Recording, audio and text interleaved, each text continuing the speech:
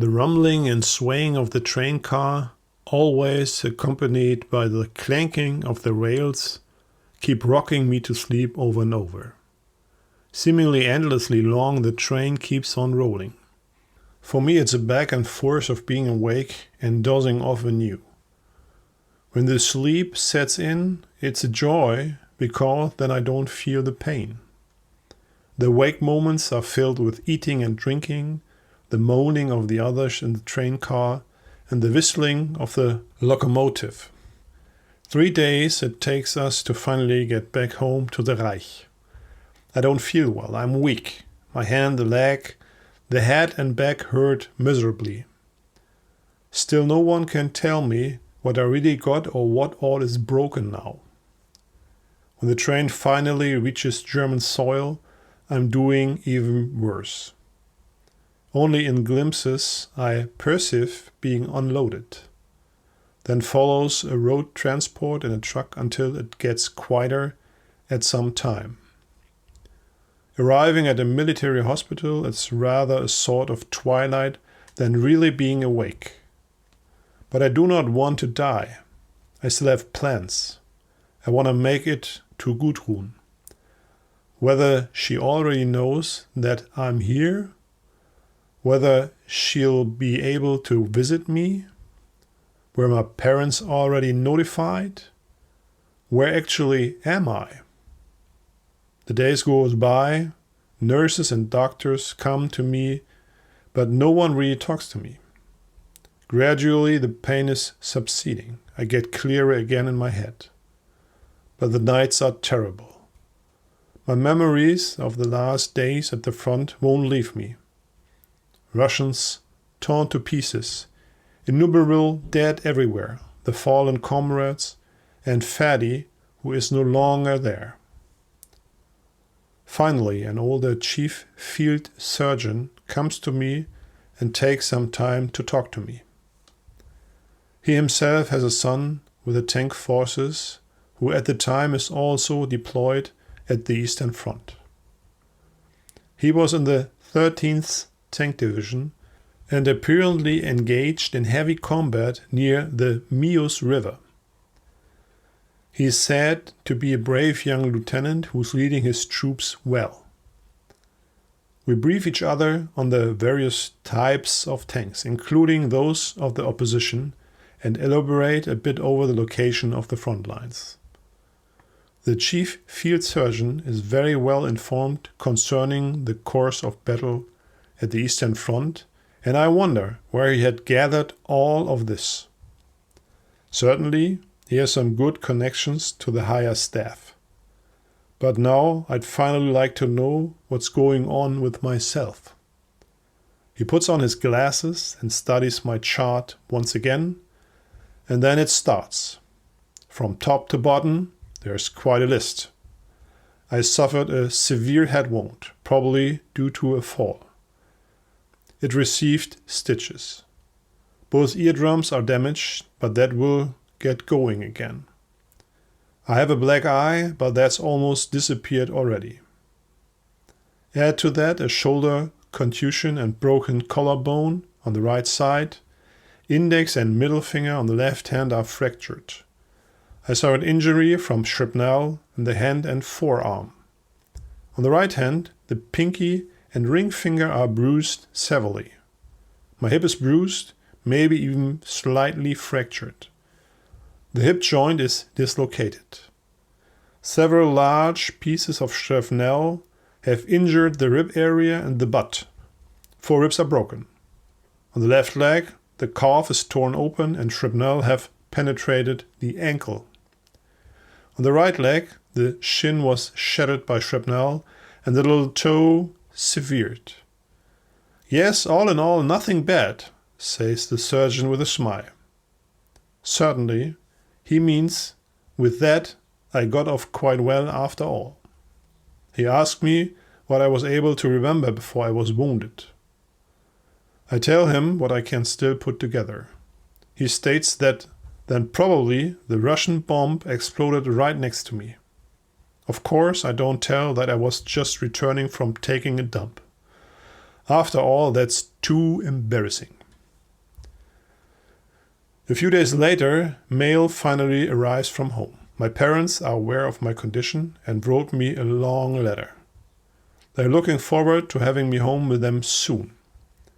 Then a letter from Gudrun arrives, which smells like roses and warms my heart. I'm lodging for my beloved Gudrun. Maybe it's time to seal the bond in marriage, as long as she wants me. A letter from my radio operator Peter also arrives. Dear Rudolf, now I have learned from the staff office Private Schmidt where they are patching you back together. I hope you're on the way to a recovery because I was very worried about you. It was me who had found you near the sheltered dugout. The shelter, by the way, received a direct hit and all 9 comrades in it have fallen. I reckon you're very lucky not to have been in it. You looked terrible, and I thought that you wouldn't make it. After we crudely patched you up, all our wounded were brought to the rear with an armored personnel carrier. But the bad news are still ahead. Our loader Fritz and our commander, Master Sergeant Hansen, both didn't make it. Fritz was found lying in a ditch riddled with shrapnel, and Master Sergeant Hansen was last seen as he ran panic-stricken in the direction of the Russian lines. Nobody knows what was going on and whether he simply went crazy. In the confusion of bombs impacting, no one could tell exactly. He was no longer to be found, either direct hit or defected. I'd rather say direct hit. Doesn't make it any better, but I think nobody wants to hear the other. You missed the really big battle. After we captured the hill, the following days it went on against the strong Russian offensive. We smacked Ivan good, and I can tell you that. Some army staff units, so it's said, were overrun and high-ranking generals captured or killed. Wrecked Russian tanks everywhere and thousands of prisoners. From that, he won't be able to recover. Now, after the harsh winter, it's finally going forward again. Isolde is always positioned close to the enemy, and the replacement crew members have proven themselves in a short amount of time. Quite a young lieutenant has taken over Isolde, since sufficient commanders were not available. But the greenhorn knows his stuff. Like an old hand with a lot of calmness and awareness, he approaches the enemy. The loaned out gunner is still fresh and frequently misses the target. But even that will work itself out. Now it's going forward. Summer's coming, and this time we will defeat the Russians. I hope you will be soon back on top and back with us. Much soldier's fortune, and till soon, yours, Peter. 3 times I read the letter, and I'm sad to have lost 2 battle companions again. Fritz was a good comrade, quiet and reclusive, but in battle always present without complaint. And the commander, it had to happen someday. I have thought to myself that he would someday lose his nerves. But defecting to the Russians, that would really be something else. Well, then we can change it, and who knows why things might happen. After I'm slowly able to use the right hand again, I write to my parents and also to Gudrun. I explain how I'm doing and that probably in a few weeks I'd be coming home on convalescent leave. In the meantime, my uniform had also been sent by the Sarge to the military hospital. A few days later, the chief field surgeon comes by and ceremoniously hand me the wounded badge in silver and the certificate of ownership. I request that the papers be sent to my parents, but the badge should be put on the uniform right away. The black one I take off and the silver one I pin on. That really looks like something. My uniform is decorated with a tank combat badge, the Iron Cross 1st and 2nd class, and now also the wounded badge in silver. It's quite presentable. When I get home, my father will make wide eyes. A few weeks later, June is already in its full glory. I'm finally able to make my way home. The hands are working again. The legs are in pretty good shape and my hearing has also been restored. I'm still limping a bit, but that will subside in a few weeks, says the chief field surgeon. Like a fatherly friend, he says goodbye to me. With the proper papers, I start my journey home. At home, well, really different world. At the train station, my family welcomes me. It's a tearful welcome. My father is proud as a peacock that his son is now already returning home like a war hero. And Gudrun is there too. She is more beautiful than I'd remembered. My friends showed up.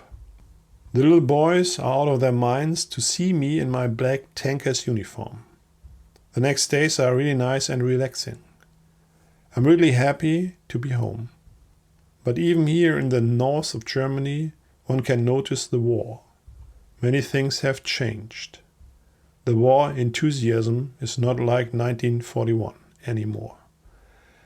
But it's not supposed to take much longer. The veterans of 1914, 1918 are topping one or another with victory slogans and already are seeing the entire world in German hands. I always restrain myself a little. How it's really looking at the front, and that it's really not so easy to force the Russians to their knees. Nobody wants to hear that. Much time I spend with Gudrun, and we agree that she will become my wife in the fall. Thus, there's enough time to plan everything and to receive home leave. A remote wedding neither one of us wants. We're in good spirits that it will all work out. Dutifully, I report at the end of my convalescent leave to the replacement unit in order to return, once fit for the frontline duty, to my old unit. Where will it go? What will be becoming my way? Who will still be there from the old troop? Almost 3 months I've been away from the regiment. The urge to go into battle again with the tank won't leave me alone. I receive my papers. After one last night with my Gudrun, it's going back to the east. Back to my comrades. Back to the wall.